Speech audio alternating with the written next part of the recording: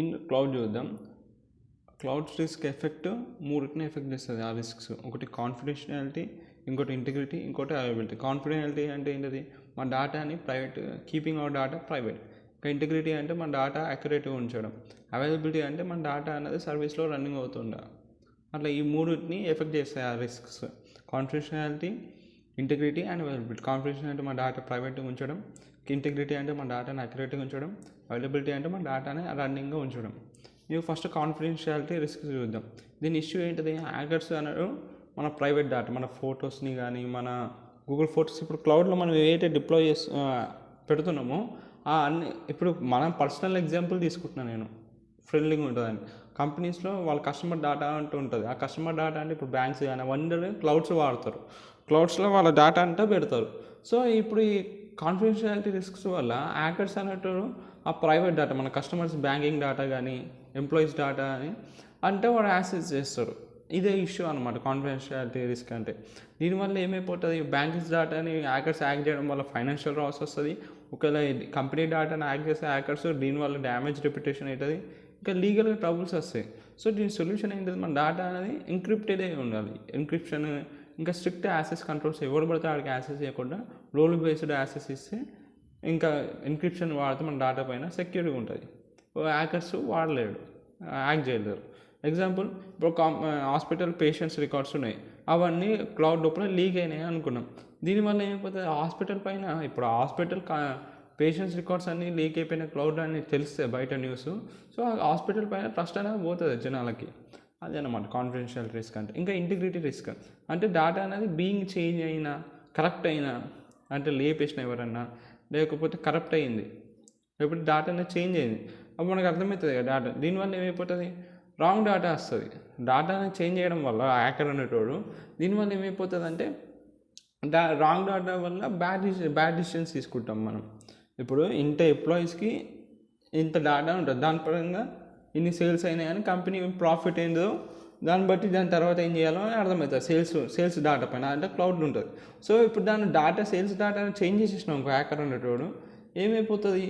అయ్యో ఇది sales data ఉంటుంది, సో దీనిపైన డిసిషన్స్ తీసుకోవాలని వాడు డిసిషన్, దీనివల్ల బ్యాడ్ డిసిషన్స్ అవుతాయి. ఎగ్జాంపుల్ చెప్పిన అట్లా అవుతుంది అనమాట. డేటా చేంజ్ చేసినా కానీ కరెక్ట్ అయినా కూడా. ఇదంటే ఇంటిగ్రిటీ రిస్క్ అంటే, ఇంటిగ్రిటీ పని ఇంటిగ్రిటీ అంటే ఏంటంటే డేటాని అక్యురేట్గా ఉంచాలి. ఏది డేటా ఉంటుందో అంతే ఉంచాలి, అక్యురేట్గా ఉంచాలి, చేంజ్ చేయొద్దు. సో ఇప్పుడు అందుకు డేటా చేంజ్ చేయకుండా ఉండడానికి ఏం చేస్తారంటే చెక్సమ్స్ కానీ, డిజిటల్ సిగ్నేచర్స్ కానీ పెట్టాలి, డేటాని వెరిఫై చేయడానికి.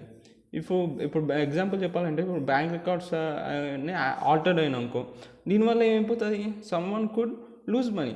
బ్యాంక్ రికార్డ్స్లో ఈ కస్టమర్ లోపల పడే మనీ వేరే కస్టమర్ బ్యాంక్ అకౌంట్లో మార్చేసినాకో, ఆల్టర్ అయినాకో డేటా, అప్పుడు ఏమన్నా ఎక్స్ అనే కస్టమర్ దగ్గర వాడి బ్యాంక్ అకౌంట్లో పైసలు ఉండవు. అట్లా అన్నమాట. ఇది ఇంటిగ్రిటీ రిస్క్. ఇంకా అవైలబిలిటీ రిస్క్ వచ్చేసరికి క్లౌడ్ సర్వీసెస్ కనిపించింది ఇప్పుడు. Confidentiality risk, integrity risk. కావాలంటే కోసం స్క్రీన్ షాట్ తీసుకోండి. అన్ని నోట్స్ కింద డిస్క్రిప్షన్ డ్రైవ్ లింక్లో ఉంటాయి. ఇప్పుడు అవైలబిలిటీ రిస్క్ చూద్దాం. అంటే క్లౌడ్ సర్వీసెస్ ఒక్కోసారి కింద పడిపోతాయి, అంటే సర్వర్ డౌన్ అవుతుంది. అటాక్స్ వల్లనో, ఫెయిల్యూర్స్ వల్లనో సర్వర్ అనేది డౌన్ అయిపోతుంది.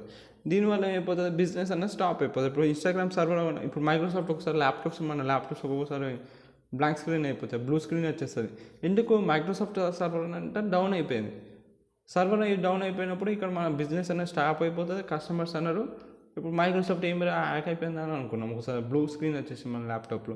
సో దీనివల్ల కస్టమర్స్ అనేది ఆ మైక్రోసాఫ్ట్ పైన కానీ, ఏదైతే క్లౌడ్ ప్రొవైడర్స్ ఉంటారో దానిపైన ట్రస్ట్ అనేది లూజ్ అయిపోతుంది. దీనివల్ల ఇంపాక్ట్ అది. సో దీనివల్ల సొల్యూషన్స్ ఏంటిది? ఒకవేళ అటాక్ జరిగిన, ఫెయిల్యూర్ జరిగిన, సైబర్ అటాక్ జరిగిన, అంటే హ్యాకర్స్ అటాక్ చేసినా, లేకపోతే కంపెనీ ఏదైనా సిస్టమ్ ఫెయిల్యూర్ జరిగినా కూడా ఎప్పుడప్పుడు వాళ్ళకి కంపెనీకి, ప్రొవైడర్స్కి బ్యాకప్ ప్లాన్స్ ఉండాలి. డిజాస్టర్ జరుగుతుందో దానికి రికవర్ ప్లాన్స్ ఉండాలి. ఎగ్జాంపుల్, ఇప్పుడు ఒకవేళ ఆన్లైన్ స్టోర్ క్రాష్ అయినాకో కస్టమర్ కెనాట్ షాప్. ఇప్పుడు జెప్టో ఉంది, స్విగ్గీ ఉంది, ఇన్స్టామార్ట్ ఉంది, అలా మనము ఆర్డర్స్ పెడతాం. ఒకటేసారి క్రాష్ అయినాకో మనం ఆర్డర్స్ ఎలా పెట్టగలం? అట్లా అనమాట. ఇప్పుడు అదర్ రిస్క్స్ ఉంటాయి. కాన్ఫిడెన్షియాలిటీ, ఇంటిగ్రిటీ, అవైలబిలిటీ కాకుండా ప్రైవసీ అండ్ కంప్లైన్స్. అంటే అయితే కొన్ని ప్రైవసీ లాస్ ఉంటాయి, జీడిపిఆర్ అని, అవన్నిటిని బ్రేక్ చేసినాకో అవి ఫైన్స్ దానికి మనం ఫైన్స్ చెల్లించాలి ఆ కంపెనీ. ఇంకోటి PCI DSS, not following payment card rules cos penalties. Payment card rules వాడాలి, అవి ఫాలో కాకపోతే పెనాల్టీస్ పే చేయాలి కంపెనీ. సో థ్రెట్స్, ఇంకా హ్యాకర్స్ బ్యాక్డోర్స్ కానీ స్పూఫింగ్ ఆర్ మాల్వేర్ని యూజ్ చేస్తారు క్లౌడ్ అటాక్స్ చేయడానికి. ఇవన్నీ సైబర్ సెక్యూరిటీ కాన్సెప్ట్స్. మన ఛానల్లో సైబర్ సెక్యూరిటీ ప్లేలిస్ట్ ఉంది, if you interest go and watch. ఈ బ్యాక్డోర్ అని స్పూఫింగ్ అని ఇవన్నీ వాడి సైబర్ అటాక్స్ ఒక్కొక్క టెక్నిక్ అనమాట. ఇవి వాడి మన క్లౌడ్ డేటా పైన అటాక్ చేస్తారు.